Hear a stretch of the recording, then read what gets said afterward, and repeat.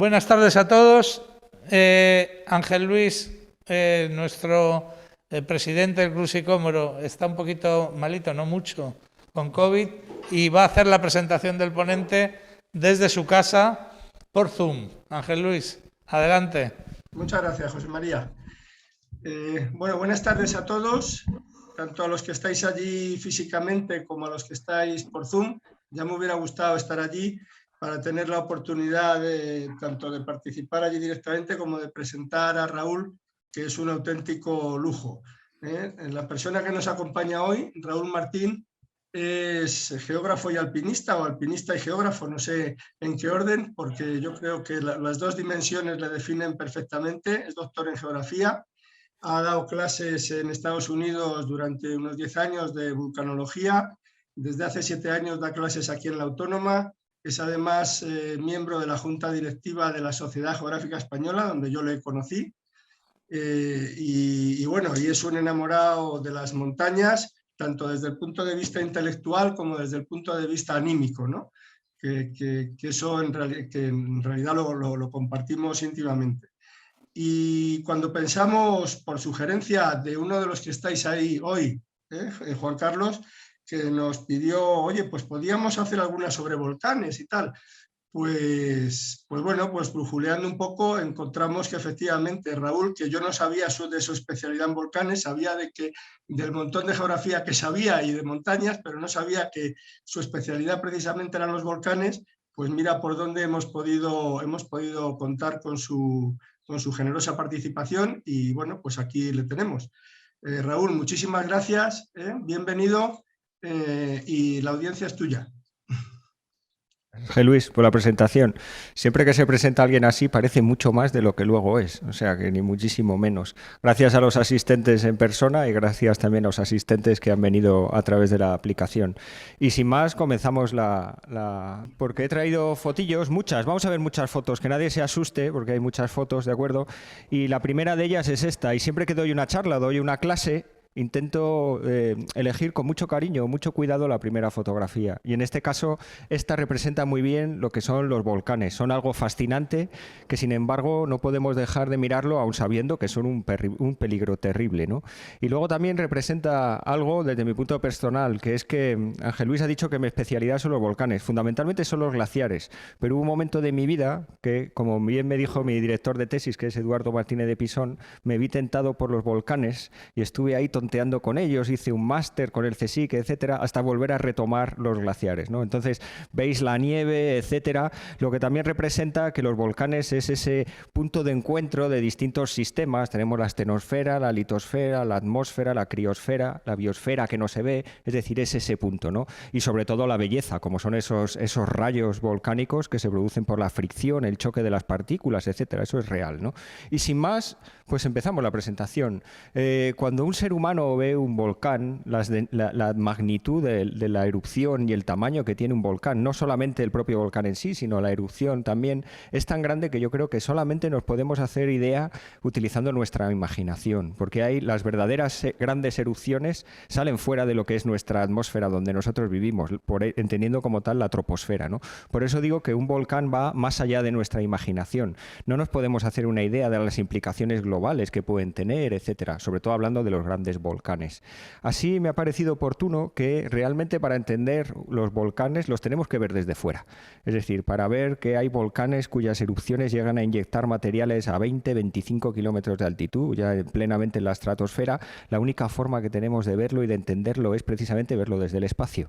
Y además nos va a dar las claves de entender los volcanes. ¿De dónde vienen los volcanes? ¿Por qué tenemos volcanes? ¿De dónde viene toda esa energía? Eso es una cosa que desde que yo era pequeño siempre me he preguntado, incluso luego cuando estaba en la carrera, y me decían, hay un gran calor almacenado en el interior. Sí, pero ¿de dónde viene? ¿De dónde? ¿De dónde? Como ese niño que va preguntando siempre ¿de dónde? ¿De dónde? ¿De dónde? Hasta llegar al final, pues la única forma de responder, que por supuesto responderemos a lo largo de la charla, es saliendo fuera. Vamos a estudiarlo. Y luego, a medida que estaba preparando la charla, dije, ¿y por qué no también nos planteamos cosas como estas? Es decir, tenemos muchos volcanes en nuestra historia reciente, en nuestra historia antigua. Los volcanes han estado ahí, han escrito, ¿no?, muchos de los sucesos que han ocurrido, pero tenemos volcanes fuera de nuestro planeta. ¿Cómo son? ¿Son iguales? ¿Son diferentes? ¿Tienen un mismo origen? ¿Cómo se comportan? Etcétera. Entonces he dicho, venga, pues vamos a empezar desde fuera para ir acercándonos poquito a poco al lugar donde vivimos, que es el planeta Tierra, ¿no? Entonces sí, hay volcanes en nuestro sistema solar. Incluso hay volcanismo activo. Hay volcanismo activo en Io, la luna de Júpiter, también en Encélado, también la hay, se cree que hay también en Tritón, creo, y posiblemente en Venus. Y hay volcanismo antiguo en también muchos otros sitios. Esto es una foto de Venus, donde en Venus... Ya sabéis que aunque no es el planeta más cercano al Sol, es el planeta donde más calor hace, debido a un efecto invernadero que tiene brutal, tiene una atmósfera de 90 veces la densidad con ácido sulfúrico, etcétera, y allí vemos que el suelo, el 65% de su suelo, está cubierto por lava volcánica. Es decir, es sin lugar a dudas el planeta del sistema solar que más volcanismo ha tenido o tiene, como parece ser. Hay restos de colada por todos los sitios, hay volcanes muy muy grandes, como, bueno, hay uno incluso que se llama el Tick Volcano, que es el volcán Garrapata, donde se pueden ver las patas, etcétera. Esto es un domo muy antiguo, donde la erosión diferencial ha dejado al aire libre. Es que aquí no se ve demasiado, pero en la pantalla yo creo que se aprecia mejor. Y luego hay volcanes muy muy grandes. Este es el Mad Mons, que es un masivo volcán escudo. Luego veremos lo que es un volcán escudo, y es la montaña más alta de Venus, y tiene prácticamente la misma altitud del Everest, y es un volcán que está allí. Se pueden ver las coladas, etcétera. Si continuamos nuestro viaje por el sistema solar, vamos a ver otros planetas donde también el volcanismo ha estado muy presente. Por ejemplo, Mercurio, se sabe que un día estuvo lleno de magma y por tanto también de lava. Esto es una foto muy antigua donde se observan, donde he puesto la L, los lagos de lava rellenando los cráteres producidos por el impacto de los meteoritos. Es decir, ahí hay una cronología, ahí se puede ver, etcétera, ¿no? Y por supuesto Marte, que es el país gemelo, casi gemelo, es el país, he dicho, ¿no? el planeta más cercano, seguramente el escenario futuro de la Tierra, donde podemos observar cosas como es esta. Este es el Lapilli, y aquellas personas que hayan estado en Canarias, sobre todo en Lanzarote, lo conocen como el Picón. Es exactamente lo mismo, es el Lapilli, son las grandes partículas que libera la erupción, y aquí los americanos la han llamado el Lapilli de arándanos, porque en vez de ser grises como son los de Arrecife, por ejemplo, los de Lanzarote, son azulados, y lo llaman blueberry, como son los arándanos. Y en Marte tenemos que destacar, sin lugar a dudas, la gran montaña del sistema solar, el gran volcán, el monte Olympus, que es tan grande cuya base casi ocuparía lo que es el país de Francia. Yo he leído que es tan grande que si estuviésemos cerca de él, intentaríamos verlo, sería imposible, porque la perspectiva no te deja ver la montaña que tienes delante. Es difícil calcularlo porque no hay nivel del mar donde estimar, ¿no? Pero se estima que tiene como unos 22, 23 kilómetros de altitud, prácticamente 3 veces el monte Everest, y no solamente en altura, sino también en volumen. Yo cuando daba clases ahí de volcanismo dedicaba mucho tiempo a hablar de esto porque me resultaba muy interesante hablar del volcanismo en el sistema solar, y siempre preguntaba lo mismo, entre las muchas preguntas del examen. Decía, ¿por qué los volcanes de Marte, particularmente el volcán de Olimpo, es tan grande? Entonces yo arrojo ahí esa pregunta para que también se le vaya dando vueltas, porque es bastante curioso cómo demonios pudo surgir allí un volcán tan grande cuando nosotros tenemos montañas altísimas pero que no llegan ni por asomo a esto. Luego también podemos responder a esta pregunta. Y luego más alejados ya en lo que se llama el sistema solar más externo, ahí donde están los planetas gaseosos, por ejemplo, hay un tipo de volcán que es el criovolcán, son volcanes de hielo, donde en vez de haber magma, lo que hay es una mezcla de metano, de hielo, y la erupción tiene lugar del mismo modo que con la roca fundida por la diferencia de temperaturas y de volcanes. Aquí están activos. Aquí hay otra, la de Dione, también en la luna de Saturno, y por supuesto las grandes coladas lábicas activas de Io. Aquí hay un volcanismo muy, muy, muy activo. Nuestra Luna también ha tenido volcanismo, también hay cráteres, lagos de lava, ha habido coladas, etcétera, etcétera. Entonces, poquito a poco ya nos hemos ido, aunque hemos dado una vuelta así rara, pero nos hemos ido acercando al lugar donde nos vamos a ocupar a partir de ahora, que es la Tierra. En la Tierra vamos a hablar en esta conferencia de los volcanes, cómo actúan, cómo son, qué peligros también tienen para nosotros y sobre todo vamos a intentar responder a incógnitas. ¿Por qué tenemos volcanes? ¿Cómo funcionan? ¿Cuál es su origen? Etcétera. El origen de los volcanes es algo muy, muy sencillo de entender, pero ha llevado muchísimo tiempo el poder demostrarlo. Y va a suceder exactamente igual que con las montañas. Las montañas las conocemos desde el principio de nuestros tiempos, los valles, los rifts, etcétera, pero no había ninguna teoría que realmente pudiese probar la existencia de por qué tenemos volcanes, por qué tenemos valles, por qué tenemos fosas oceánicas y también por qué tenemos los grandes volcanes, ¿no? Entonces había una teoría que a mí me gusta mucho, que era la teoría de la manzana asada, que decía que nuestro planeta era igual que una manzana que había estado en el horno. Había estado un momento dado muy caliente y en el momento que se le saca del horno empieza a enfriarse. Y la manzana se enfría desde el exterior al interior y a medida que se enfría se va rompiendo. Y salen los juguillos, como podemos ver ahí, que sería como el magma, se producen pliegues, como que serían las montañas, etcétera. ¿Es esta teoría válida o no? Hombre, es cierto, el planeta Tierra un día estuvo muy caliente y es cierto que se ha ido enfriando desde el exterior hacia el interior. Pero esta teoría tan sugerente de la manzana asada no nos responde a de dónde vino todo ese calor, que es esa pregunta que yo siempre me hacía y tantos otros. Vamos a tardar muchísimo tiempo en poder demostrar no solamente el origen de los volcanes, del magma, sino también de lo que llamamos las placas tectónicas y por tanto el sistema de cordilleras, etcétera, etcétera. Por ejemplo, cuando yo les explico a mis alumnos lo que son las placas tectónicas, les choca mucho que es una teoría científica que se probó mucho después que el ADN, que se probó muchísimo después que la teoría de la relatividad y sin embargo nos parece algo que es muy antiguo. Yo conozco gente, geólogos y geógrafos, que no les explicaron esto en la carrera. ¿Por qué? Porque aunque se conocía, todavía no había estado lo suficientemente probado. Y todo el mundo sabe, aquí mejor que en ningún otro lugar, que en la ciencia es muy fácil hablar, pero lo difícil es probar las cosas, ¿no? Entonces, se tardó mucho tiempo. Incluso hubo alguien que yo creo que todo el mundo conoce, que es el alemán Alfred Wegener, que por cierto no solamente era un geofísico, sino que era un climatólogo. Muere, de hecho, en una expedición en Groenlandia, en una base que se llama Leismite, junto con un inuit, haciendo una especie de operación de rescate, así todo muy heroico. Le dio un ataque al corazón, por cierto, y él tenía una hipótesis, y era que algo que ya se habían dado cuenta 2 siglos antes, por ejemplo, Edward Suez, él decía que, bueno, que los continentes parece que tenían una configuración de puzzle, es decir, que si los recortamos, las costas parecen encajar, por ejemplo, la costa atlántica oeste con la este. Eso se ve muy bien con Brasil, eso se ve muy bien con América, con Norteamérica, con Europa. Pero claro, esto se puede decir, pero ¿cómo lo demostramos? Él lo demostró, por ejemplo, con sedimentos a un lado, sedimentos a otro, con fósiles de dinosaurios, pero no le tomaron, no voy a decir que no le tomaron en serio, pero falló en algunos sitios. Falló, por ejemplo, la velocidad, que decía que los continentes se movían, según él eran de varios centímetros al año. Claro, nos parece poco, pero claro, eso en un millón de años estaría dando vueltas sin parar. Y luego también, sobre todo, la energía.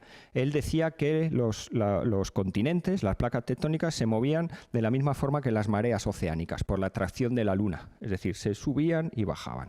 Eso no es así. Entonces ahí falló un poquito. Así que se puede decir que Alfred Wegener hubiese matado prácticamente por ver lo que vamos a observar ahora en la pantalla, que es la hipótesis que va a explicar todo esto.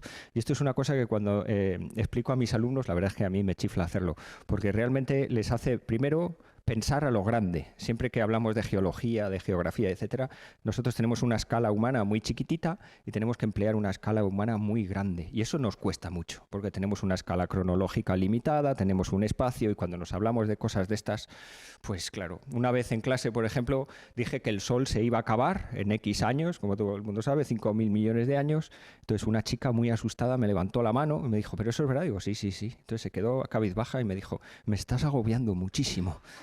Y de verdad ella lo sentía, claro, pero claro, estaba analizando con escala humana lo que iba a pasar en algo que no es imposible de escalar con nuestra perspectiva, ¿no? Entonces, lo que parece ser que ocurrió es que al principio del sistema solar, hace 4.500 millones de años, el sistema solar era diferente, estaba mucho más alborotado, había muchos más asteroides, muchos más cuerpos celestes y unos chocaban contra otro. Entonces, parece ser que hubo una colisión grande, no, una colisión gigantesca, tan grande que un objeto, un asteroide del tamaño de Marte, que tiene más o menos la mitad del tamaño de la Tierra, chocó contra la prototierra. Entonces, a mí esto me encanta porque cuando lo explico en clase, yo pego un puñetazo gigante así en la pizarra y todo el mundo se despierta y tal. Entonces, pego el puñetazo y digo, como bien sabéis, la energía ni se crea ni se destruye, solamente se transforma, ¿no? Entonces, ¿dónde está esa energía de ese enorme impacto? Claro, ese impacto, aquí hay una modelización, no sé si se puede ver, que llevó apenas una hora. En esa hora la Tierra se funde completamente, se crea una bola de magma. No solamente ocurre eso, sino que se decapita y queda una porción de Tierra dando vueltas, que es la Luna, mucho más cercana a lo que lo tenemos ahora, 400.000 kilómetros, mucho más cercana. Yo he leído que la Tierra, como era todo magma, cuando pasaba la Luna tan cercana con su atracción gravitatoria, lo que hacía era levantar la Tierra y volver a bajarlo. Es decir, sería una marea terrestre o algo así, ¿no? Pero entonces, gracias a eso van a ocurrir muchísimas cosas. Y sobre todo a mí me da la oportunidad en clase de explicar que en geología, en geografía, como ocurre con la vida, un proceso destructivo siempre luego viene seguido de nuevas oportunidades. Eso es la historia. Y luego también me da la oportunidad de enseñar, yo se lo digo siempre, digo, lo siento, pero ni siquiera un diamante dura para siempre. Es decir, no lo va a pasar el Sol, no le va a pasar a nuestra Tierra, no le pasa absolutamente a nada. Y eso les choca muchísimo, porque siempre que cuando somos jóvenes, sobre todo, creemos que todo es estable y todo es eterno y todo es interminable, ¿no? Entonces, ese impacto tiene unas consecuencias tremendas. Primero es la inclinación del eje de 0 grados a 23 y pico, lo que hace posible la vida, porque tenemos un equilibrio térmico, hay estaciones, etcétera. Por tanto, también hay los grandes biomas, los ecosistemas de la Tierra. También tenemos que al haber una luna, tenemos mareas, que tienen una enorme importancia en todo lo que son los ecosistemas costeros, porque claro, es una oportunidad para la vida marina entrar en tierra dentro de tu propio elemento, etcétera. Y sobre todo lo que ocurre es que ese calor de ese impacto que aún está almacenado, es verdad que también hay unos procesos radiactivos, pero ese impacto aún está aquí almacenado, va a generar movimientos de convección. Subidas y bajadas. Y esos movimientos de convección generan terremotos, por tanto también generan tsunamis, por tanto también generan choques de placas, las grandes montañas, incluso volcanes. Ese calor es originado hace 4.500 millones de años, lo cual parece realmente sorprendente, pero ahí está. Y luego cosas en las que ya no podemos profundizar, pero esa fricción de ese material que en el interior, fundamentalmente hierro, va a generar un campo magnético, una cosa que es invisible pero muy importante, que es la magnetosfera, que nos protege de todo lo que es la radiación solar, que por cierto Marte se quedó sin esa magnetosfera y por eso ya no hay agua y seguramente no haya vida, la vida que se cree que hay, ¿no? Pero lo que nos vamos a centrar son en los volcanes. Por eso yo llamé a esta conferencia Una mirada al interior del planeta, pero he puesto entre paréntesis y también fuera de este, porque entendemos el interior, donde vivimos, y el exterior. Es decir, nos da la oportunidad de entender todo lo que tenemos alrededor. Como hemos visto, ese calor almacenado va a generar procesos de convección. El proceso de convección está presente en esta sala. Ahora mismo nosotros estamos calientes, estamos vivos, calentamos el aire, sube, hay un input, hay un output y se crea un sistema cerrado de entradas y salidas. También va a suceder cuando cocemos pasta. La zona más caliente hace que se expanda, pasa con un líquido, pasa con un fluido, se expande, ocupa menos, se expande, pesa, se hace más ligero y sube. Lo mismo pasa, por ejemplo, en la atmósfera, y donde nosotros queremos hablar ahora, lo mismo ocurre en el interior del planeta. El interior del planeta tiene una gran cantidad de energía en forma de calor, ¿de acuerdo?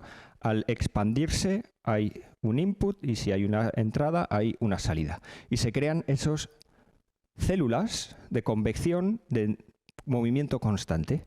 Y nosotros vivimos en ese lugar que está en movimiento. Por eso hay terremotos, por eso hay montañas cuando chocan dos, por eso hay dos fosas marinas cuando una se mete debajo de otra. Y cuando, aquí lo he señalado en rojo, cuando el magma llega a la superficie y encuentra un lugar por donde puede escapar, vemos lo que hemos venido a hablar hoy, que son los volcanes. Esos son los volcanes. Y luego esos volcanes, decía al principio de la conferencia, que nos ponen de manifiesto su ubicación dentro del sistema terrestre. Estos son los distintos sistemas que tenemos, desde el núcleo interno hasta la atmósfera. Tendríamos la astenosfera, la litosfera, pero está en relación con muchos otros sistemas, ¿eh? Es decir, nosotros vivimos en la litosfera, que es esa placa rocosa sólida, donde podemos andar, y debajo está la astenosfera, que es mucho más plástica, fluida, etc. Pero hay una interconexión de todos esos sistemas. Dicho todo esto, que ha sido poco tiempo, pero hemos dicho mucho, ni más ni menos, ¿no? De dónde viene ese calor, el sistema solar, etcétera, podríamos entrar ya a definir lo que es un volcán. ¿Qué es un volcán? Pues hay muchas maneras de definirlo, pero quizá la mejor sería empezar desde el principio. Cuando digo desde el principio es desde que somos pequeños. Nosotros nos vamos a un colegio y le despedimos a un niño de 6 años, por ejemplo a mi hijo, que por favor nos dibuje un volcán. Entonces te dice, es una montaña que emite grandes llamas y humo, ¿eh? Esto sería un volcán dibujado por un niño o una niña de 5 o 6 años. ¿Es esto cierto o no? Desde luego es la imagen que tenemos todos, pero vamos a preguntárselo a un adulto. Si le preguntamos a un adulto lo mismo, diría, es una abertura en la Tierra y más comúnmente en una montaña por donde sale de tiempo humo, llamas y materias. ¿Se aproxima esto a la realidad? Pues poquito a poco, pero no del todo. Hay volcanes de distinto tipo. Por ejemplo, por eso pongo seguro. Hay volcanes diferentes y los vimos, por ejemplo, en el Hierro, en la Restinga. Hay volcanes submarinos que llegan a romper la superficie y salen fuera y forman islas. Hay veces que no forman islas. Entonces, esto no se aproxima ni a la imagen que tiene el niño ni a la imagen que tiene el adulto. Esto es en Islas Salomón en el año 2000. Esta es la isla de Surtsey, en Islandia, en la erupción que tuvo lugar entre 1963 y 1967. ¿Esta? Este se formó en esos 3 años y es súper interesante, primero porque es una de las veces que los vulcanólogos, como vamos a ver, estudiaron una erupción desde cero, vieron el nacer de una isla, por eso hablaba de esos procesos de creación, etcétera, claro, y en el momento que la erupción terminó entraron los biólogos a estudiar cómo colonizaba la vida, las listas que hacían de líquenes, de musgos, de vegetación, de animales, de pájaros, etcétera. Surtsey es la isla del dios del fuego, del infierno o algo así, ¿no? Esta sería la isla que queda después de 1967, vista desde el satélite, y como decía, es el paraíso no solo de los geólogos, sino también de los biólogos, ¿eh? Siempre los volcanes han estado ligados a la vida, y eso también va a explicar esa casi obsesión que ha tenido el ser humano de ir a vivir a las faldas de los volcanes. Es otra de esas cosas que yo de pequeño me preguntaba, papá, mamá, ¿por qué la gente va a vivir a un volcán si sabe que tarde o temprano va a explotar aquello? Claro, es que es muy bueno vivir en un volcán. ¿Por qué? Porque da muchas ventajas, ¿eh? Los minerales, el fosfato, el tal, es decir, son tremendamente ricos. Entonces merece la pena que de vez en cuando aquello pegue un pepinazo y volver a empezar, ¿no? Como podemos ver aquí. Y decía que estos volcanes también pasaron, por ejemplo, en el año 2011. Yo hice el máster del CSIC de volcanología en Lanzarote y Tenerife, y allí entre todos los profesores siempre estaban haciendo, esto es verdad, había una porra para ver dónde iba a ser la próxima erupción. Y nadie acertó porque al final fue submarina. Y luego ya fijaros la que ha habido, que como bien sabéis, que ha sido muy reciente y ha sido muy grande. Nadie esperaba una erupción tan grande. Bueno, lo que no puedes predecir una erupción es a mucho tiempo. La puedes predecir con meses. Y aquí sí que la predijeron bien. Sí, lo que no esperaban, yo ahí no he trabajado, pero sí tengo colegas que no esperaban que fuese tan grande ni tan extensa. Porque había una referencia que luego vamos a ver, que es la del Teneguía de 1971, muy cerca, donde no fue precisamente lo mismo. Fue mucho más pequeña. Y yo fui de los primeros que dije, esto va a ser como el Teneguía. Y al final fue un señor volcán. Bueno, más imágenes de la Restinga en el Hierro, etcétera, ¿no? Y volviendo a esa definición, pues vamos a ver que no es tan fácil, ¿eh? Esto es una erupción fisural de Islandia, es decir, es un volcán que sale a lo largo en vez de tener un cráter típico. Esta es la propia la erupción fisural en Islandia, ya con el lava salpicando. Es un volcán, una lava muy roja, muy fluida, que luego hablaremos de ella. Fijaros cómo si trazamos una línea, se pueden ver perfectamente los alineamientos de los volcanes. Esto pasa en Islandia, pero también pasa en un sitio maravilloso que es Lanzarote, ¿eh? Lanzarote es un museo del volcán puesto al aire libre. O sea, Timanfaya es espectacular. Yo he estado 10, 12, 15 veces, casi siempre con alumnos, y es que todo el mundo al que llevo es que se queda asombrado, porque es que es verlo tal cual. ¿Por qué? Porque como no tiene vegetación prácticamente, podemos ver las formas frescas del siglo XVIII y los siglos XIX, ¿no? Son las grandes fisuras que hay en el terreno donde el magma escapa. A mí una vez me dijeron en la facultad que el agua es igual que el hombre, que el ser humano, siempre utiliza el camino más fácil, y el magma hace lo mismo. No rompe donde está la corteza más sana, más fuerte, sino que aprovecha las fracturas, las fallas, por ejemplo. Entonces, el alineamiento de los volcanes, me parece que aquí los he cruzado, sí. Aquí está, sería algo así, ¿no? Y coinciden los volcanes más grandes allí donde las fracturas coinciden también. Esto es así muy típico, esto es en Timanfaya, pero también va a ocurrir bueno, hay muchas líneas. En Islandia, siempre a lo largo de las fisuras, ¿no? Que me he liado ahí a poner líneas. Y luego también hay volcanes que no podrían ser tan típicos. Un simple derrame lábico, es decir, que como que se desparrama, esto no deja de ser un volcán. Y fijaros qué pequeñito es, ¿no? Ahí está la erupción, cómo va saliendo. No todos los volcanes son así, ¿no?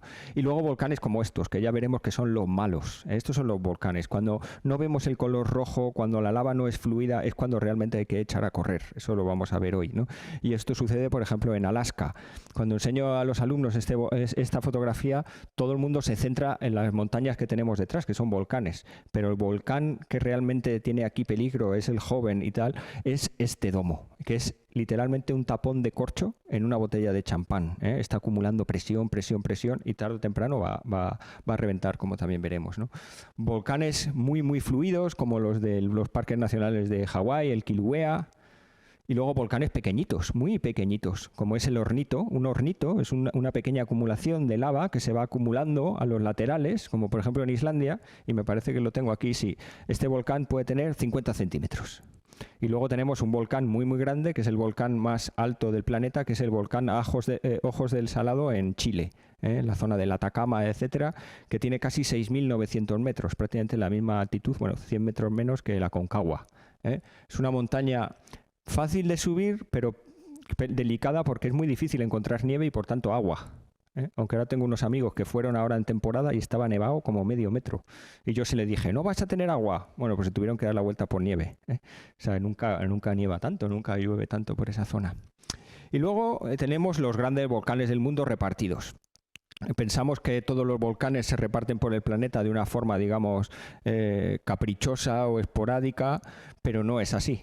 Todos obedecen a ese patrón que ya está escrito en las placas tectónicas, ¿de acuerdo? Las placas tectónicas nos van a marcar los lugares donde hay terremotos, pero también volcanes. ¿Por qué no hay volcanes activos en Moscú? ¿Por qué no los hay en Berlín? ¿Por qué hay tantos en Filipinas? ¿Por qué hay tantos en Indonesia? Porque todos van a coincidir, generalmente casi todos, en los límites de placa.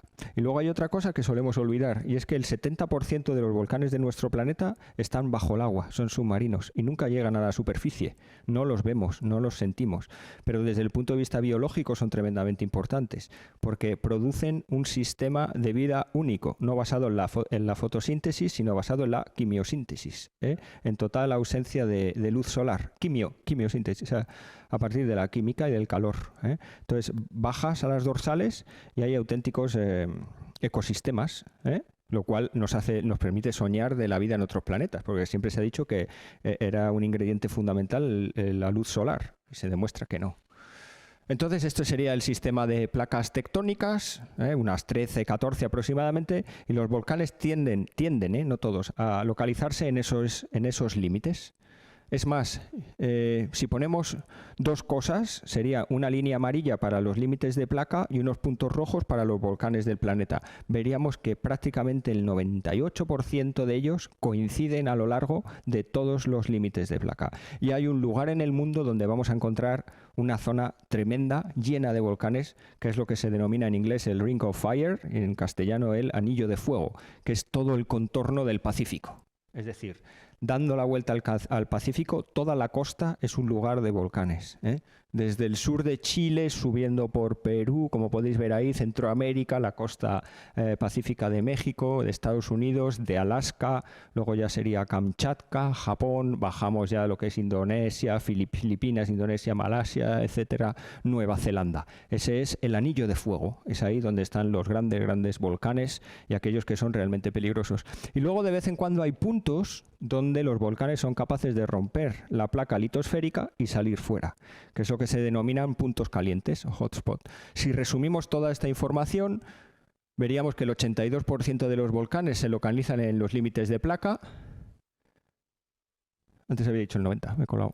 El 18% en sectores de intraplaca. Ahí serían, por ejemplo, Canarias, por ejemplo, sobre todo el mayor exponente Hawái. El 67% de los volcanes se asocia a zonas de expansión oceánica, es decir, zonas de divergencia, de construcción de placa. Y el 15% del volcanismo se localiza en zonas de subducción, allí donde la placa es destruida, donde choca y una succiona dentro de otra, lo que va a originar los volcanes más peligrosos, por así decirlo. Sí, aquí se resume mucho, sí, se resume mucho y se ve muy bien. En las zonas de expansión y los puntos calientes vamos a tener volcanes rojos. Hay muchísimos tipos de categorizar y de clasificar los volcanes. Desde pequeñitos a lo mejor a la explosión plineana, hawaiana, etc. Pero desde mi punto de vista la más útil es simplemente decir volcanes rojos y volcanes grises, porque vamos a entenderlo muy bien. Las zonas de expansión y puntos calientes tenemos volcanes rojos, que son volcanes muy espectaculares, pero nada peligrosos, a no ser, como les digo a mis alumnos, que te acerques demasiado. Sin embargo, en las zonas de subducción, allí donde las placas son destruidas, ¿de acuerdo? Tenemos los que sí que asustan, y aparentemente no asustan tanto, son los volcanes grises. Aquí no ves lava, aquí no ves rojo, aquí no ves fuego, pero aquí lo que ves son explosiones. Son los volcanes de Filipinas, son los de Japón, de Alaska. Son volcanes con unos magmas, unas lavas muy ácidas. Son muy viscosas porque no tienen una temperatura tan alta, entonces se comportan como una miel fría, por así decirlo, ¿eh? Los gases no pueden escapar bien, ¿eh? Y eso va a explicar las explosiones. ¿Por qué un volcán explota? Porque tiene una cantidad de gas a muchísima presión en el interior del planeta, y cuando sube a la superficie esa presión disminuye, los gases escapan y se produce una explosión. Es lo mismo que una botella de champán, ¿no? Bueno, pues estos volcanes grises son así. Por ejemplo, este es uno de los volcanes más peligrosos del mundo. Como luego veremos, este volcán mató a la gran pareja de vulcanólogos que había, que era Maurice y Katia Kraft. Los mató en el año 92, 94, una colada piroclástica. Y aparentemente no se ve como algo peligroso, pero sí que lo son, ¿eh? Porque ahora mismo aquí se está acumulando presión. Es decir, ese lava lo que hace es taponar el conducto, la presión se va incrementando, y ya veréis lo que ocurre muchas veces, ¿no? Hay muchas formas también de clasificar las explosiones, ¿no? ¿Cómo es de poderosa? Bueno, pues hay una que se llama el índice de explosividad volcánica, que va desde 0 a 7 y nos dice el potencial de energía que tienen. Puede ser pequeña, moderada, grande, muy grande y ya descomunal, ¿no? Por ejemplo, en Pinatubo, en el 91, tenía un VI de 5, el Támbora, que dicen que la explosión se escuchó incluso desde Londres, que cambió el clima de Europa, etcétera, etcétera. El famoso año también sin invierno, junto con el otro. De un 6, y el más grande que se conoce, se tiene constancia, fue la caldera de Yellowstone hace 600.000 años, que por cierto sigue acumulando energía y se sabe que va a volver a explotar. Lo que pasa es que nosotros no lo veremos. Ahora os voy a enseñar en el monte Santa Elena con un índice de explosividad de 4,5, 5, solo. Y vamos a ver lo que ocurrió. Esta es la montaña, a principios de los años 80, la montaña de Santa Elena, que tenía casi 3.000 metros, ¿de acuerdo? Es una montaña, es un volcán típico, como puede ser el Hood o el Rainier, etcétera. Y aquí, como tuvo lugar, bueno, había un lago, la gente iba a pescar, iba a navegar, etcétera. Y como tuvo lugar esta erupción en Estados Unidos, pues el Servicio Geológico Americano lo monitorizó desde el principio. Y lo que hacen es estudiar el ruido sísmico del magma cuando asciende, produce, eso lo hemos visto en la televisión con La Palma todo el rato, y se incrementan los terremotos, bajan los terremotos, eso es que la fricción produce pequeños terremotos, y sobre todo hay otra cosa que es la deformación de la montaña. Es decir, aquí yo he conocido colegas matemáticos que estudian los volcanes para ver su deformación. En el momento que un volcán se está deformando es que hay un empuje muy grande. Y aquí en el Santa Elena, en 1980, la deformación es tal que prácticamente se produce un postizo.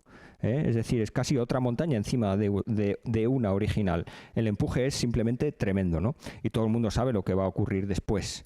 Esta fotografía es tremenda, ¿eh? Esta fotografía es del primer minuto de la explosión, en 18 de mayo de 1980, con una erupción dirigida. Es decir, no fue vertical, sino que esa presión escapó por un lateral. Aquí hay un gráfico que lo explica muy bien, cómo escapó, cómo se produjo un deslizamiento masivo, y las consecuencias fueron realmente espectaculares. Primero, la inyección de material de ceniza llegó a 25 kilómetros, es decir, plenamente en la estratosfera. Hay una anécdota bastante triste, pero uno de los geólogos estaba narrando la erupción y dice por radio, ya llega, y al final muere, ¿no? Murieron pocas personas, lo digo con respeto, pero teniendo en cuenta la erupción fue tremenda, ¿no? Esta es la forma en la que se produce la erupción. Hay un lateral que simplemente desaparece, y esto es un bloque de la montaña, que aparece mucho más lejos de su posición original, y lo más sorprendente de esto es eso que hablaba de la vida. La montaña pierde casi 400 metros de altitud, pasa de 2.900 a 2.450 metros aproximadamente, y en apenas 40 y pico años la vida ha vuelto. Hay lagos, hay ríos con truchas, hay animales, hay bosques. 40 y pico años en la escala planetaria no es nada, y es eso que hablábamos de destrucción, construcción, nuevas oportunidades siempre constantes. Esto ha sido la historia de nuestro planeta, ¿no? Y también tiene una moraleja interesante. ¿Qué ocurre con los volcanes rojos? Pues son completamente diferentes. Tienen unas lavas basálticas muy calientes y por tanto muy fluidas, donde los gases escapan muy bien. Son tan fluidas que pueden llegar a recorrer, cuando hay mucha pendiente, y alcanzar 80, 90, incluso 100 kilómetros por hora. Es decir, es un fluido libre circulando por aquí. De hecho, este es un volcán islandés y, como he puesto aquí, obsérvese cómo de cerca está el vulcanólogo. Esto sería impensable en un volcán gris. Sin embargo, cuando vemos estas fotos, dice, ¡oh, estos sí que son peligrosos! No, estos no son nada peligrosos. De hecho, la colada de lava es muy fácil prever por dónde va a ir, en función del volumen, de un mapa topográfico, y ahora ya con los modelos que hay, etcétera, sin ningún problema, ¿no? La lava va enfriándose poquito a poco, y producen formas en función de la temperatura, de la fluidez, etcétera, muy características, como pueden ser estas. Esto es un nombre hawaiano, Pahoehoe, que significa el lugar donde se puede andar descalzo. ¿Por qué? Porque las lavas son tremendamente lisas, entonces no pinchan. Sin embargo, hay otras lavas con un nombre muy oportuno, que es Ajá, que duele mucho. En Canarias las llaman los malpaís. ¿Por qué? Porque no sirven para nada. De hecho, en Timanfaya está prohibidísimo meterse en los malpaíses, y de vez en cuando se mete algún turista y prácticamente tiene que llamar a que lo rescaten en helicóptero, porque es una navaja. Yo cuando llevaba a mis alumnos no me creían, y siempre había alguno, ¡joder, Raúl, pues tienes razón! Ahí con varios cortes. Sí, pero tarda mucho, sobre todo en Lanzarote. En Islandia vamos a ver que es mucho más rápido porque ahí llueve, pero claro, en un lugar casi desértico, pero claro, se regenerará. Lo primero que aparecen son los líquenes que crecen en la zona donde llega el viento y empieza a generar un suelo, se regenera, todo se regenera, pero tarda mucho. Pero a nuestra escala humana, por eso lo llaman malpaís, porque es que no les vale para nada. También, sí. Es que es muy joven, claro.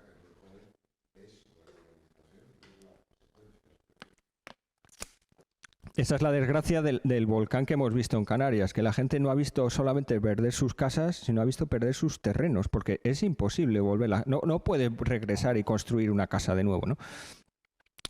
Aquí tenemos, bueno, es que no se ve muy bien en la pantalla. Quizá, si yo hago así, podemos ver un poquito mejor. Se ve la diferencia entre el Pahoehoe y la Ja, es en función de la fluidez que tenga, etcétera, ¿no? Y luego estos volcanes rojos lanzan piroclastos, que son bombas volcánicas, que es esta secuencia que traza, ¿no? Porque están incandescentes, y cuando... ¡Ay! No lo tengo aquí, pero luego cuando caen empiezan a rodar y se crean una forma de almendra, porque van rodando hacia abajo, ¿no? Estas lavas son tan fluidas que, como ha pasado ahora en La Palma y ha pasado en Lanzarote hace 300 y pico años, son capaces de enfriarse por fuera y seguir circulando por dentro, igual que hacen el metro dentro de un túnel.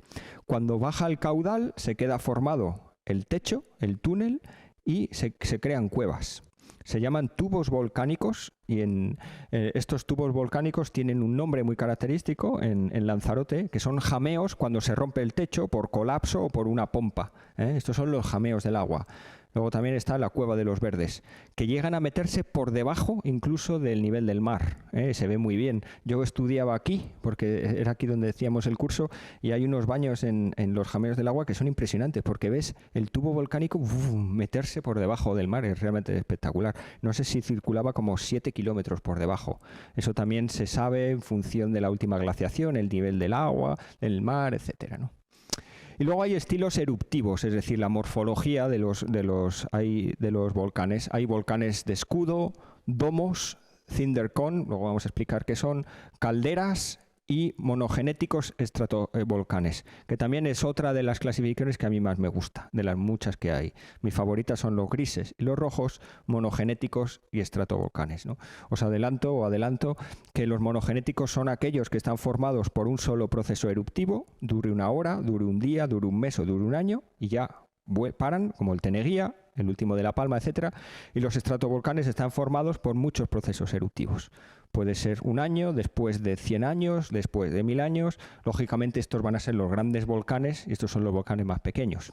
Pero si empezamos desde el principio, tenemos, yendo así un poquito rápido, los volcanes escudo, que son esas estructuras millonarias en cuanto se respecta a la edad, acumulación de lava tras lava, tras lava, tras lava, como pueden ser, por ejemplo, las Islas Canarias. Las Islas Canarias son escudos, como puede ser, por ejemplo, las islas de Hawái, que tienen un desnivel desde el fondo marino hasta la cumbre de unos 12.000 metros. 12.000 metros de acumulación de magma y de lava, pum, uno tras otro, uno tras otro. Son auténticos escudos, como pequeños continentes. Luego tenemos los cinder cone, que están formados no por lavas, sino por piroclastos y cenizas. Piroclastos son las bombas. Hay una explosión, acumula cenizas. Hay una explosión, acumula piroclastos, y poquito a poco empiezan a hacerse esos volcanes que dibujarían los niños, que tienen siempre más o menos la misma pendiente, tienen un tamaño moderado, etcétera, por la corta duración de la erupción. Tenemos las calderas, que es una de las contribuciones de nuestro vocabulario a la volcanología internacional. En cualquier idioma se llaman calderas también, y sucede cuando tenemos una cámara magmática llena de magma y hay múltiples erupciones, y a medida que el magma sale arriba, sale a la superficie, la cámara magmática empieza a vaciarse y el peso... Pues las hay a 30, las hay a 20 kilómetros, las hay a 15, las hay a 40. Por ejemplo, la de Yellowstone me parece que está como a unos 35 kilómetros aproximadamente, y aún así se nota el calor. Este magma no viene del núcleo, no. La convección tiene lugar en la astenosfera.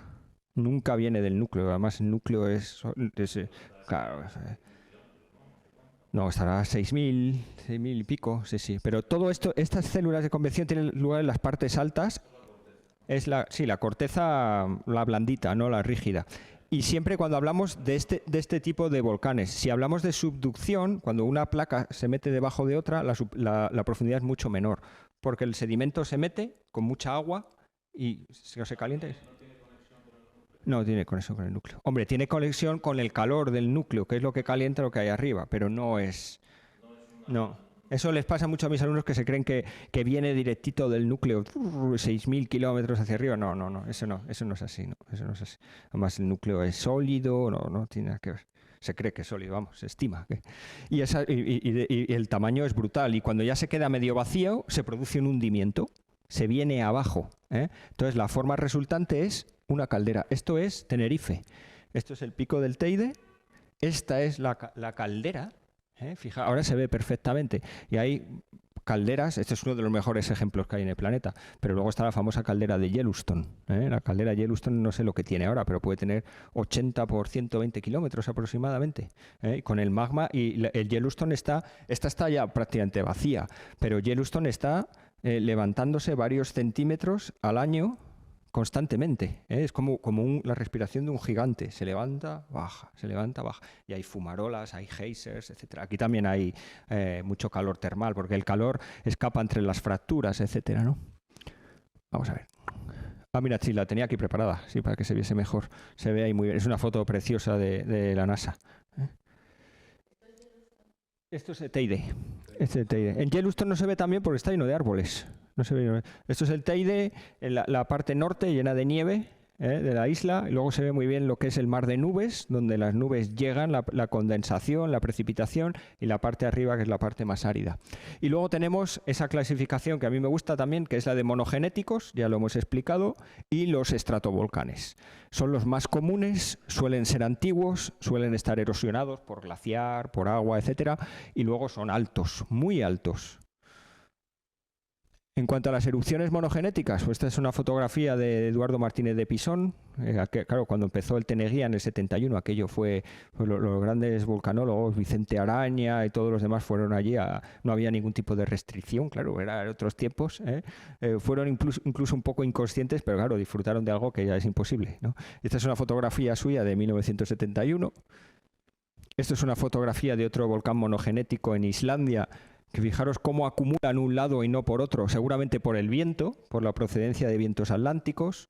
A veces también es por la inclinación del conducto, porque acumula más en un sitio que en otro.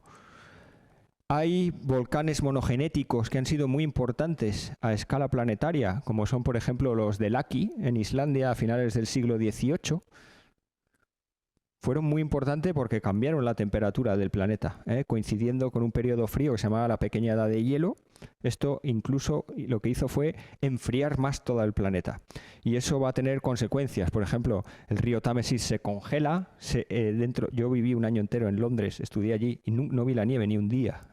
Y el río Támesis se congelaba y se ponía puestos y ferias encima del hielo. Esas imágenes que tenemos de las Navidades siempre blancas vienen de los cuentos de Dickens, porque describe un Londres siempre nevado, ¿no? Además de por la Coca-Cola. Y luego también corresponde con las hambrunas, corresponde con levantamientos, corresponde con revoluciones, es decir, volcán, clima, historia, se cambia la historia, se cambian regímenes políticos. Eso es un hecho, ¿no? Incluso las ruinas vikingas de Groenlandia, un lugar donde yo he estado, los vikingos llegan en el siglo XI, lo llaman Greenland, en un ejercicio de marketing para atraer gente, la tierra verde, y luego cuando llega el enfriamiento se tienen que ir y dejan allí las iglesias, porque ya se habían convertido al catolicismo, ¿no? Y podemos ver ahora los estratovolcanes, que estos son los volcanes que la gente quiere ver, los grandes volcanes, como el Hekla, en Islandia, uno de mis favoritos, lo subí con un muy buen amigo mío, que es Luis Jordá, que sí que también sabe mucho de volcanes, que es profesor en Ingeniería de Minas, y subimos este volcán en invierno. Es un sitio, yo siempre digo que hay que ir a Sicilia. La comida, la gente, el paisaje, la historia, las ruinas, y luego tienes las ruinas arqueológicas, y luego tienes ese pedazo de volcán de 3.500 metros desde el mar hasta la cumbre, ¿no? Que en invierno está lleno de nieve. Y subirlo, nosotros lo subimos en invierno y fue una aventura buenísima, porque como éramos estudiantes, pues nos cogimos una mochila, nos fuimos allí. Ese es más o menos el recorrido que hicimos. Esto es una foto que he cogido de internet, porque casi no tenemos fotos de cumbre, y aquello era, como decía mi amigo, es el Averno, porque es que era un lío de el azufre, el olor, el suelo se hundía, había gases, bueno, era peligrosísimo, aunque es un domo. Y de hecho, esta es otra foto de cómo es la cumbre. Estos son imágenes sacadas de internet, y la única que tengo yo es de un libro que sacó mi amigo que se llamaba Los volcanes de Europa, donde trataba del Etna, y este soy yo ahí en la cumbre, porque ya no nos podíamos acercar más porque era realmente complicado y seguramente peligroso. Y además el Etna tiene siempre actividad de una forma u otra.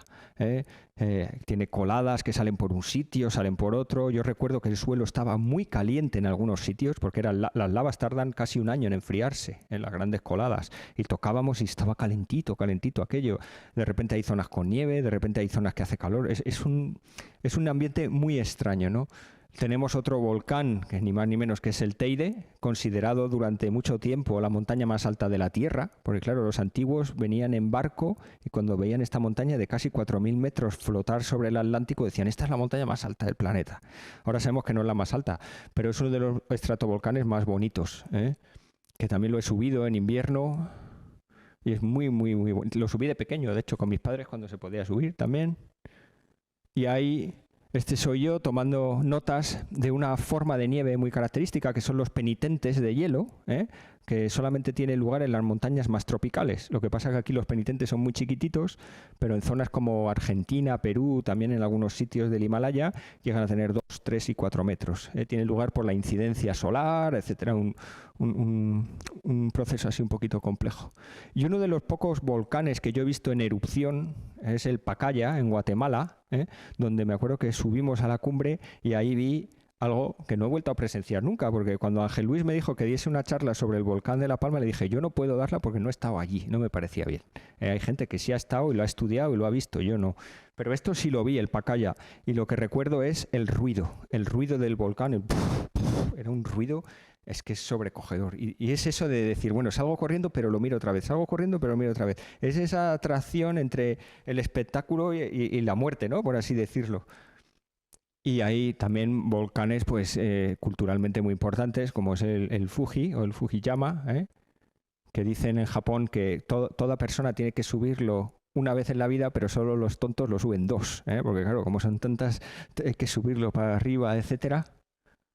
Y el más peligroso de todos es, siempre me preguntan, ¿cuál es el volcán más peligroso de todos? Pues está en México, que es el Popo o el Popocatépetl. Y no es solamente el más peligroso por sus características, sino por la cantidad de gente que hay viviendo a su lado. El Popocatépetl, que a veces tiene un glaciar, cuando entra en erupción el glaciar se va a tomar por saco y desaparece, y allí a la gente, bueno, lo están midiendo constantemente en el sistema de medición de volcanes de México, y a la gente, estamos hablando de zonas muy rurales incluso, trabajan mucho con un sistema de colores, de alarma, etcétera. Pero llegará un momento que pegue un buen pepinazo aquello y va a ser un volcán completamente distinto. Es un volcán gris, con grandes explosiones, etcétera. A largo plazo no, se ve muy bien a corto plazo. Lo que se puede predecir a largo plazo son el periodo histórico, es decir, estadístico. Cada 100 años, igual que ocurre con los terremotos, en California cada 100 años hay un terremoto, pues aquí cada 150 toca una gran erupción. Lo que pasa es que eso no es exacto. Pero millones. Y luego la ciudad, que está a 60, que parece que es mucho, pero no es nada. Y es que es un pedazo de volcán, son 5.400 así. Y sobre todo muy malo, muy malo. Es un volcán muy malo. Muy bonito, sí, pero es de los malos.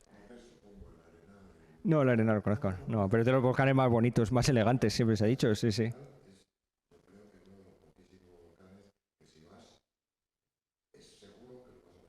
Sí, arriba, como el Pacaya, como el Stromboli, todos esos. El ruido es exagerado. Es como una fricción... Sí, es cierto, Sí. Y ya un pepinazo gordo, eso yo nunca lo he visto, pero una erupción de las que solo pasa de vez en cuando, las de Filipinas y eso ya es otra historia. Y luego ya me ha parecido conveniente terminar la conferencia hablando de los peligros volcánicos. Es decir, ¿por qué los volcanes son peligrosos? ¿Cómo pueden generar peligro? Y lo generan en función de distintos aspectos que tienen. Vamos a ver ahora fotos. Flujos de lava. Eso es un peligro, puede arrasar, lo hemos visto hace poco. El gas, que es invisible y sin embargo puede causar muchas muertes. Las cenizas, que constituyen un problema muy grande, también lo hemos visto. Las coladas piroclásticas, sin duda el mayor peligro, lo más agresivo, lo más violento y el que más número baja. Los lahares, también casi a la par, que son las grandes crecidas de barro. Y los tsunamis, ¿no? Entonces, si empezamos por los primeros, las coladas lávicas. Son destructivas cuando llegan a un lugar urbanizado. Por ejemplo, el volcán que hemos visto ahora en La Palma ha sido la primera vez casi donde hemos observado un volcán urbano. un volcán entrando en las ciudades. Es que destruía los bancos, destruía los colegios, los cementerios, porque es que claro, estaba construido ahí encima, ¿no? Pero generalmente, y lo digo con respeto a la gente que ha perdido su casa, pero desde el punto de vista científico no constituyen un gran peligro, porque está muy localizado, ¿eh? De hecho, con los mapas se sabe muy bien por dónde puede circular en función del caudal y esto, como decía antes, ¿no? Luego está el gas. El gas es muy, muy, muy peligroso porque es invisible y luego se mueve a ras de suelo. En los años 80 hubo un desastre que fue en Camerún, en el lago Níos, ¿eh? Donde una mañana aparecieron... El ganado estaba todo muerto, parece aquí una fotografía, y también lo mismo pasó con las poblaciones de nativos, autóctonas del lugar alrededor del lago Níos. Todos o prácticamente se intoxicaron. La emanación del lago, que es el cráter, había salido el gas, como es más pesado, había rodado por las laderas y había alcanzado tanto al ganado como a las personas cuando estaban durmiendo a ras del suelo. Entonces aquello era como una pesadilla, todo el mundo había aparecido muerto por la mañana, ¿no? No te enteras, no te enteras.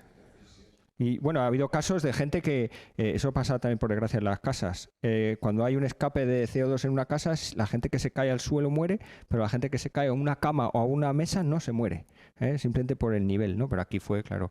Y desde entonces lo que se hace es, se desgasifica el lago, para que vaya echando ese CO2 y otros gases poco a poco, no ocurra lo mismo. Esto es una foto donde se va desgasificando, también sale el agua, etcétera. Otros peligros son los grandes, que son las coladas piroclásticas, lo que llaman los ingleses, o en inglés, los pyroclastic flow. Esto es lo que realmente mata. Y hay un ejemplo que todo el mundo va a tener en la cabeza, que es, luego lo vamos a ver, un ejemplo histórico, muy cercano, etcétera. ¿Cómo suceden? Bueno, estamos hablando también se llaman nubes ardientes. Es una nube de polvo, de ceniza, que puede tener una temperatura de unos 300 grados, que se mueve a una velocidad de 200 kilómetros por hora. O sea, es un microondas, mitad Fórmula 1. Es decir, todo lo que coge lo arrasa. Y tiene lugar de la siguiente manera. Bueno, eso es una fotografía donde se ve muy bien. Creo que tengo ahora un gráfico. Esto es el volcán Unsun en Japón, que mató a Maurice y Katia Kraft porque estaban grabando la erupción, y los volcanólogos más expertos del momento fueron atrapados, sorprendidos por esa colada piroclástica, porque es muy difícil de prever y se mueve tantísimo. Esto es de un vídeo, lo he sacado de un vídeo donde sale la furgoneta corriendo y la colada piroclástica a una velocidad tremenda detrás de ellos. Bueno, es algo realmente espectacular, ¿no? Y tiene lugar de la siguiente forma. El volcán emite cenizas y unos gases a mucha temperatura, y cuando suben llega un momento que pierden la energía y bajan y caen a muchísima velocidad, empiezan a rodar por la ladera y aquello coge la velocidad de coger es como pasó también en el 11S cuando cayeron las torres, esas nubes de polvo, cómo se movían entre las calles. Pues esto es igual, pero a muchísima temperatura, etcétera, ¿no? He traído otra fotografía del Pinatubo, de cómo deja la selva, cómo deja los lagos completamente colapsados, rellenos, evapora el agua. Y luego el ejemplo histórico, uno de ellos es, esto es en Martinica, pero es en Montpellier, a principios del siglo XX, donde una ciudad fue completamente arrasada por una colada piroclástica, salvo una persona. O sea, murieron todos salvo una persona, y era el condenado a muerte que estaba dentro de la cárcel, Entonces esto es realmente irónico. La única persona que se salvó en toda la ciudad fue la más mala, se supone, que era aquella que había sido condenada a muerte. Hay una fotografía, no he querido traerla, pero hay una fotografía donde sale el preso con la espalda quemada, etcétera, y se salvó porque estaba metido en ese zulo, en esa cárcel. Y luego Pompeya, Pompeya y Herculano, donde la gente es sorprendida por esa colada piroclástica. Sorprendida, había unos cocinando, había otros durmiendo, había otros comiendo, y prácticamente el famoso perro, ¿no? La gente, etcétera. Esto fue una colada piroclástica. Eso es una reconstrucción de Pompeya y Herculano, y cómo sorprende, cómo arrasa todo, cómo lo carbonifica, ¿no? Si eso existe. Otro de los peligros volcánicos son los lahares, y es la conjunción de esos dos sistemas que hablábamos, el sistema terrestre de la litosfera, de la astenosfera, con la criosfera. Muchos de estos grandes volcanes tienen bien o nieve o hielo, tienen glaciares en sus cumbres. Y cuando empiezan en erupción, entran en erupción, lo primero que ocurre es que los glaciares se deshielan de una forma rapidísima y crean crecidas. Crean unas crecidas que son terribles, porque es una mezcla de barro, de agua, de cenizas, y tenemos ejemplos muy dramáticos, ¿no? Suelen coger el rumbo de un cauce, lo que pasa que, claro, con un volumen monstruoso. Y como esto lo recuerdo cuando yo era muy pequeñito, el Nevado del Ruiz, en Colombia, en 1985 creo que fue, sí, que mató a 23.000 personas. Bueno, de hecho, enterró prácticamente lo que era la ciudad. Ahí la tenemos. Hay una pequeña parte de la ciudad que se salvó simplemente por la elevación, pero el resto fue totalmente enterrada por el barro. Fue como una Pompeya, sí, fue una Pompeya. Y luego hay sitios donde estos lares son todavía más grandes. ¿Por qué? Porque hay glaciares todavía más enormes. Por ejemplo, en Islandia. Pero aquí, como la población es menor, pues no hay tantas bajas. Pero hay un glaciar muy grande en Islandia que se llama el Vatnajökull, que está lleno de volcanes durmientes debajo. Y, por ejemplo, en el año 96, uno de esos volcanes entró en erupción, produce un colapso de un glaciar que puede tener 200, 300 metros de espesor. Se hunde, se funde y ese agua escapa por algún sitio. Estas son las primeras fases de esa erupción debajo de un glaciar, y lo que viene después es realmente tremendo. Hay un boquete dentro del glaciar con unas paredes de más de 100 metros de hielo. Vamos a calcular el volumen de hielo que se pierde y de agua que se gana. Las crecidas son descomunales. Esto lo llaman en islandés el Jökullaups, que es el laar en idioma de allí. Y yo he estado en Islandia varias veces después, yo esto no lo presencié, y he visto cosas como, esto es un canto rodado, un Rolling Stone que ha ido rodando con la corriente. Este soy yo, por ejemplo, en un puente totalmente doblado, porque es por allí donde pasó, y esto es otra fotografía de la estructura de un puente totalmente destruido por la crecida. Pero aquí no hay gente viviendo, entonces aquí no hubo bajas, no sé si pillo a alguien así de forma ocasional, pero no había ningún pueblo, no había ninguna ciudad y no había nada. Y otra de los peligros son los piroclastos, como hemos visto también recientemente, que son las bombas volcánicas. Tienen una trayectoria balística, con un ángulo, cuando pierden la energía caen, y son muy bonitas, y es uno de los objetos de colección de los vulcanólogos y de los aficionados a la geología y las rocas, porque cuando caen todavía están muy blanditas, están calientes y se van rodando y crean las formas almendradas. Estas son las bombas. Las hay más grandes y las hay más pequeñas. Por ejemplo, en el Tenerife hay dos grandes que la llaman los huevos del Teide, porque son realmente muy grandes. Y estas son las pequeñas. En el laboratorio de la Autónoma tenemos varias y hay de distintos tamaños, etcétera. Me gustaría tener una de esta erupción, pero no he conseguido ninguna, la verdad. Y luego hay ceniza. La ceniza es un gran problema. ¿Por qué? Porque tiene mucha densidad. Puede llegar a tener una densidad de 600, 700, casi 800 kilos por metro cúbico, lo cual parece que no es mucho, pero cuando se moja multiplica por 2 esa densidad. Entonces un tejado, sobre todo de una zona bastante pobre, como suele ser, por desgracia, tiene lugar los grandes volcanes en zonas en desarrollo, los techos se vienen abajo. De hecho, hemos visto también en La Palma que una de las grandes obsesiones era quitar a toda costa la ceniza que había en los techos, porque si llegaba el agua multiplicaba por 2 la densidad. Es como una nieve gris, era igual que la nieve, que lo tapa absolutamente todo. Me parece que hay una fotografía ahora de cómo también afecta a todo el sistema fluvial, los acuíferos, los arroyos, los ríos, porque esto tiene beneficios, pero a medio largo plazo, a corto plazo es tremendamente destructivo, ¿no? Y ya terminando, me ha parecido interesante hacer una reflexión.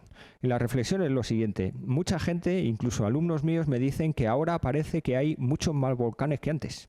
¿De acuerdo? También me dicen que ahora parece que hay muchos más terremotos que antes. Entonces, la reflexión es la siguiente. Hace relativamente poco hubo un volcán en Islandia con un nombre muy, muy raro, que era el Eyjafjallajökull, que colapsó por completo en los vuelos entre Europa y Estados Unidos. Aquello fue la bomba, claro. Entonces, eso pone de manifiesto dos cosas. Hace 200 años, un volcán en Islandia era un proceso aislado. Ahora lo que hace es interferir en nuestra globalización continua, por así decirlo, ¿no? Y hay una viñeta que a mí me gusta mucho, que es que hay en un lugar del mundo se sufre un terremoto, Entonces esta persona lo sube a las redes sociales, internet va a toda velocidad, la gente lo lee antes de sufrirlo. Es decir, por eso tenemos la sensación de que hay muchos más volcanes que antes, porque el mundo se ha hecho de repente muchísimo más pequeño y ahora lo vemos todo. Ahora dicen que hay un volcán en Chile y tú pones la televisión para ver ese volcán en Chile. Hace 100 años un volcán en Chile era como mucho una nota 7 días después en el ABC que decía parece ser que ha habido una erupción volcánica, etcétera. Entonces, estadísticamente hay los mismos volcanes que antes, también ocurre lo mismo con los terremotos, no así con otros desastres naturales ya ligados a la deforestación, etcétera, pero es otro tema, pero la sensación es de que está ocurriendo cada vez más y más y más. Sí. Pues sí, pero eso va a pasar en millones y millones de años. Y en el momento que se enfríe son malas noticias, porque para el sistema de placas tectónicas, para la magnetosfera, nos quedamos sin protección. Sí, sí, casi, sí. Miles de millones, sí, sí. Sí. Lo que no sé es cómo va a ocurrir, pero que ahí abajo hay muchísimo... No, eso no, tenemos muchos otros problemas. No, porque no solamente está el calor, es que ese calor tiene una radiactividad también que retroalimenta, etcétera. Sí, perdona. Iba a decir luego muchas gracias, pero sí, sí. Espera, es que... no, perdón, es que... Sí, no, que está bien, que no pasa nada. Es que, bueno, hemos tenido un problema con el otro micrófono. Entonces, bueno, estas intervenciones no querían dar con el micrófono para un lado o para otro. Pero ahora que ya vienen las preguntas, pues sí. Pues nada, perdona.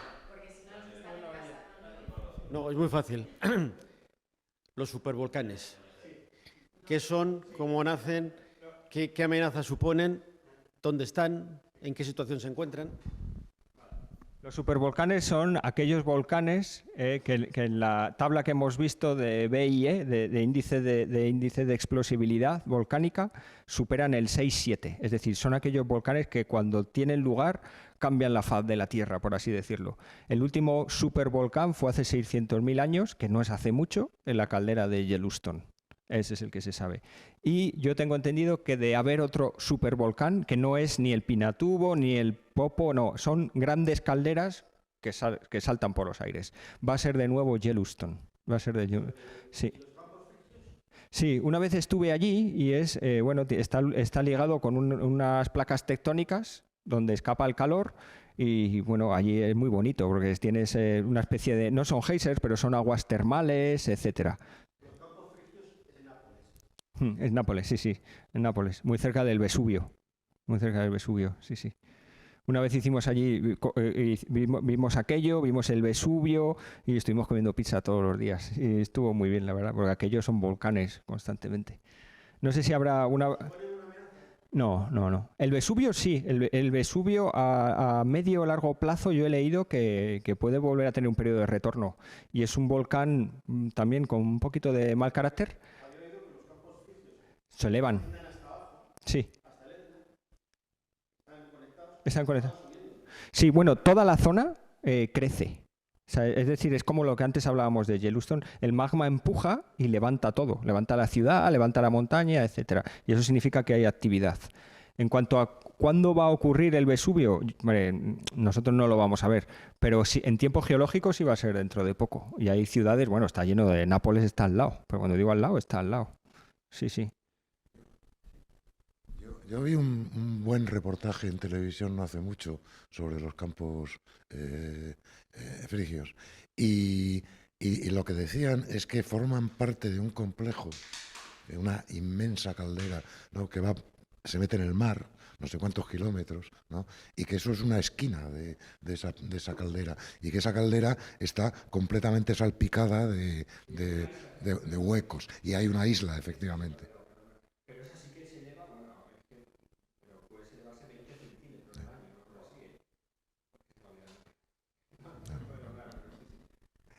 Yo quería preguntarte una cosa. Cuando se produce la gran colisión del supuesto planeta, ¿no?, contra la Tierra, en ese momento se piensa que la Tierra estaba completamente fría, que estaba todavía incandescente. No se sabe. No se sabe. Por lo que parece que ocurrió, se tiende a pensar que era sólida, era rocosa. era rocosa. Sí, sí, sí. Pero claro, es una hipótesis. Esto está probado porque la edad de la Luna corresponde con la edad del supuesto impacto, ¿no? La Luna son 4.450 millones de años y esto se estima en 4.500. Pero esto es una hipótesis, ¿no? Que se llama Teia, ese enorme asteroide. Pero vamos, esto es algo bastante común, porque claro, al principio del sistema solar, estos planetesimales era como un juego de bolos, era chocando unos contra otros y claro, había energía ahí por todos los sitios hasta que todo se ordenó y se limpió. Pero sí. Y también lo que me preguntan mis alumnos es, ¿y qué pasó con lo que vivía antes en el planeta? No había nada, no había nada. Sí. ¿Por qué es tan alto el Monte Olimpo? Ah, sí.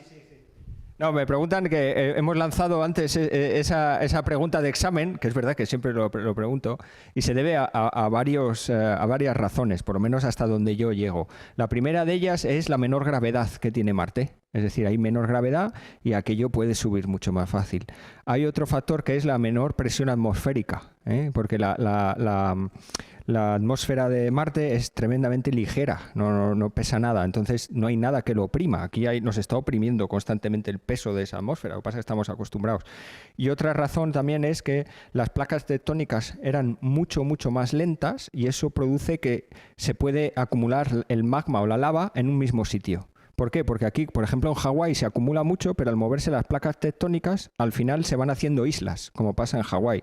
Si las placas tectónicas no se mueven, habría una isla encima de otra, encima de otra, encima de otra y encima de otra, que más o menos es lo que pasó en Marte. Sí, verdad, se me había olvidado responder a esto. Y seguro que hay otro factor por ahí más, pero que yo ya no lo controlo. Pero para mí eso era el sobresaliente ya en los alumnos. Si me decían esas 3 razones... Ah, y luego la erosión. Esa se lo pedía también, perdona, sí. Claro, no hay erosión, no llueve, no hay glaciares. Sí, es verdad, eran 4, 2,5 puntos cada una. sí, perfecto. Sí. ¿Hay actividad volcánica en Marte? No. Primero no sé. Bueno, eso sí que se sabe. Es realmente sorprendente la cantidad de información, por cierto, gratuita que hay de Marte. Hay páginas donde te puedes descargar todas las imágenes de satélite, donde un píxel tiene casi una resolución de 50 centímetros. Y gratuita, o sea, te puedes dar un paseo, se pueden descubrir fósiles. Yo estoy soñando que un día voy a descubrir fósiles, porque se ve en los congresos que hay de glaciarismo, de periglaciarismo, siempre hay una sección desde hace ya mucho tiempo a periglaciarismo y glaciarismo marciano. Se trabaja allí muchísimo y no se ha observado absolutamente nada. El núcleo está prácticamente frío. Lo que sí que hay es un poco de terremotos. Sí. Hay un poquito de actividad. Eso no sé, eso ya ahí no lo controlo. Los científicos están ahí en ello. O que se esté recolocando, pero sí es verdad que se está detectando un poquito de actividad sísmica, un poquito. Pero ahora esa pregunta ya sí que son de nota. Pero sí, es cierto, sí. Venga, lo paso. Has hablado de Io, de Titán, de Encélado y de Europa. ¿Europa tiene actividad volcánica? Lo que no sé es si la tiene activa. Es que aquí las imágenes son mucho más complejas y en algunos sitios he encontrado que sí y en otros que no. Lo mismo pasa con Venus. Yo en Venus de siempre he leído que no tenía volcanes activos y en algunos sitios he visto que sí, porque es muy difícil verlo. En Europa he leído en algunos sitios que sí y en otros que no, pero desde luego no es tan claro como en Io. En Io hay unas coladas brutales, no sé. Pero esto va rapidísimo, cada vez aparecen más. No quiero quedarme con el micrófono. Pero si hay actividad volcánica, ¿es sinónimo que puede haber un campo magnético alrededor del planeta o del satélite que de alguna forma te proteja contra todo el tema de la radiación? Posiblemente haya campo magnético, pero luego habría que ver qué magnitud tiene. Porque claro, tiene que ser como el de la Tierra, que tenemos un señor campo magnético. Una luna con menos actividad sísmica de convección más pequeña, a lo mejor crea uno, pero no es suficiente. Lo que sí, ya para terminar con Europa, es que muchos científicos piensan que la actividad volcánica está por debajo de esos mares de agua líquida que parece que hay debajo de esa corteza de hielo. Y ahí nos volvemos a esa quimiosíntesis que haría posible la vida en ausencia de luz, que es lo que creen muchos científicos, pero claro, como volvíamos a decir, lo fácil es hablar y lo difícil es probarlo. Que lo mueva.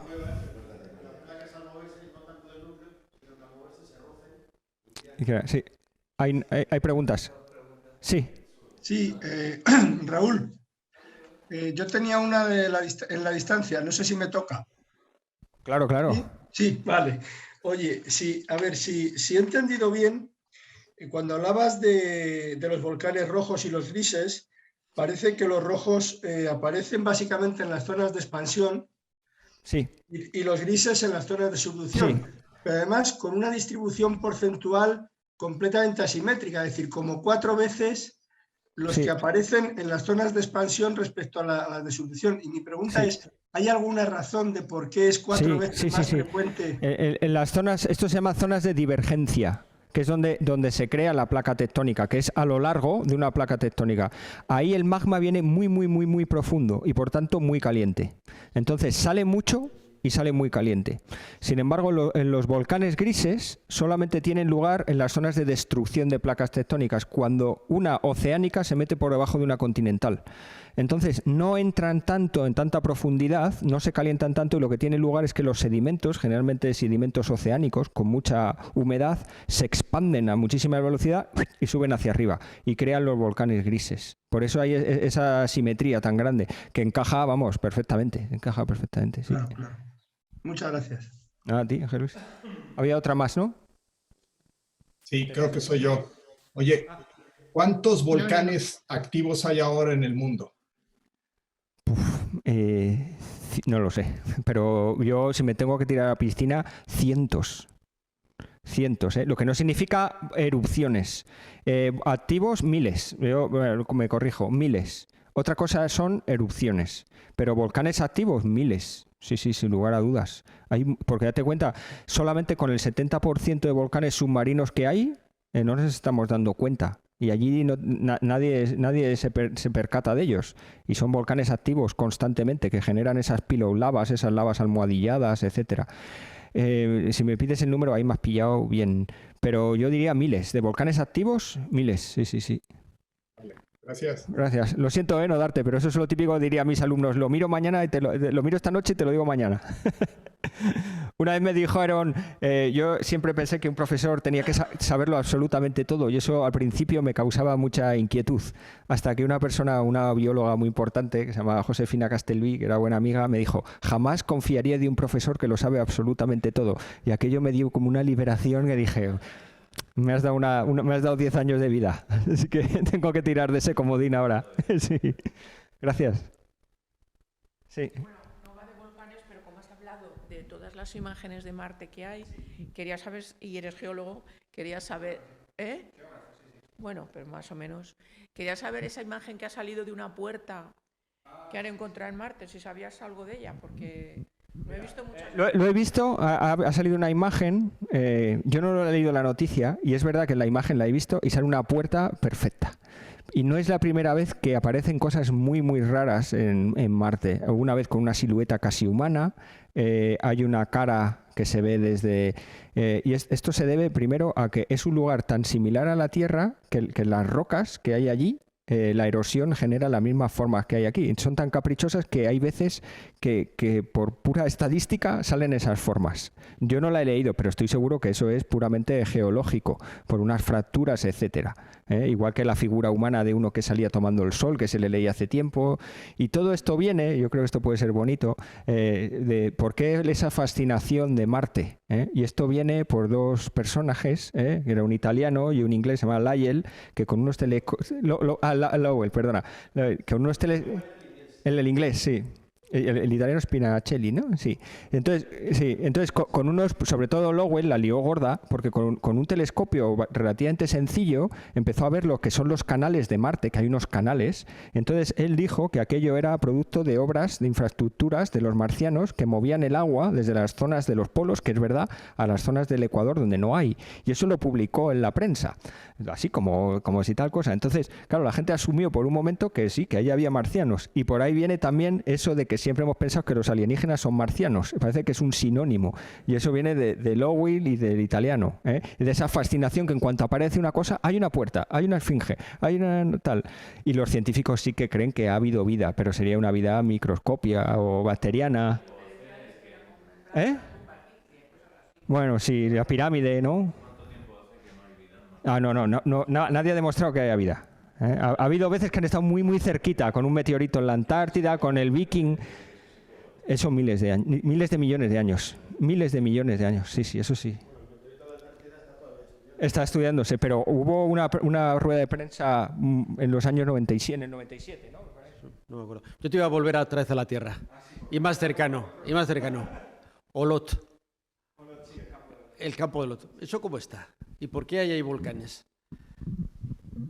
¿Por qué es una zona volcánica tan importante en España? Bueno, hombre, está muy cercana del Pirineo, que es una zona geológica muy activa. El Pirineo es una cordillera resultado del choque de dos placas. La europea, junto con la que viene del sur, que es africana, de la península ibérica. Entonces ahí hay mucha actividad geológica. De hecho hay zonas en el Pirineo con aguas termales, en Andorra, hay manantiales, etcétera, ¿no? Y esta tiene lugar, ahí me has pillado también con la edad, pero tiene lugar y está relacionada con la formación de ese choque. En el momento que hay un choque, antes de que haya una continental, que no suelen tener volcanes, porque cuando hay dos placas continentales, las dos chocan y se elevan, antes ha habido un proceso de subducción. Por ejemplo, el caso, curiosamente, que conozco mejor es el del Himalaya. El Himalaya es la placa asiática y la India chocando contra ella. Es una continental contra una continental. No hay volcanes en el Himalaya. No hay ningún volcán en el Himalaya, porque las dos continentales se acumulan y suben hacia arriba. Pero sí se sabe que antes de que la continental llegase a la continental había una oceánica, que era el mar de Tetis, y ahí hubo volcanismo. Y se sabe porque han aparecido lavas almohadilladas que se forman debajo del mar a 5.000 y 5.500 metros de altitud en el Tíbet, por ejemplo. Entonces hay distintas fases. Olot, tampoco sé ahora mismo la edad que tiene ese volcanismo, pero son de esas fases de formación. Sí. A cuenta de Olot, otro sitio atípico de vulcanismo, la cadena de volcancitos del Puy-de-Dôme, en el centro de Francia, en el macizo central. Raro, ¿no? Tampoco ahí lo controlo demasiado, pero hay unos volcanes extintos que también se deben, yo diría, a la formación, porque es igual que los Alpes. Ahora es una continental, pero pienso que hay un proceso de subducción, o también puede ser, no lo sé, también puede ser una zona donde ha escapado el magma, como una especie de punto caliente o de fractura, como es las Canarias, que no es ni punto caliente ni es fractural, parece que es una cosa ahí. Por cierto, lo que sí conozco de esta zona de Francia es que los cráteres son preciosos, porque luego han albergado glaciares y los glaciares han aprovechado la zona de la colada. Entonces es primero un glaciar preglaciar con un postglaciar, entonces hay una mezcla ahí realmente bonito. Es una montaña muy, muy bonita. A la gente que le gusta la montaña, sí. Pues nada, no sé si hay alguna pregunta incluso ahí online. Pues nada, me habéis hecho sudar ahí con esas preguntas. Sí, no, Raúl, yo... Venga, muchas Raúl, gracias. yo tenía otra. Ah, mira, hay una para Ángel Luis. Sí. Oye, has hablado al principio, me parece que era cuando estábamos todavía en el sistema solar, de los criovolcanes. Sí. ¿Podrías ampliar un poquito más? ¿Qué son Vale. en realidad? ¿Se Sí. les llama así? ¿Es solamente un tema de nombre o tiene que ver algo con los volcanes? El tema con el volcán es que es exactamente el mismo proceso y comportamiento que un volcán cuando sucede con roca fundida o magma. Lo que pasa que aquí sucede con agua o con metano o lo que sea, y se debe a diferencias de temperatura y creo que de presión también. Pero el fenómeno resultante es exactamente el mismo. Ajá. Sí. Muy bien. Pues oye, aprovecho que ya estaban casi empezando los aplausos para darte las gracias en nombre del club. Yo también las si iba no a dar hay- aquí. si no hay más preguntas, para darte las gracias, que ha sido Nada, a súper vosotros. interesante. Súper Nada, interesante. Y un fuerte aplauso. mucho que hablar, es verdad, porque, claro, los volcanes. Gracias a vosotros.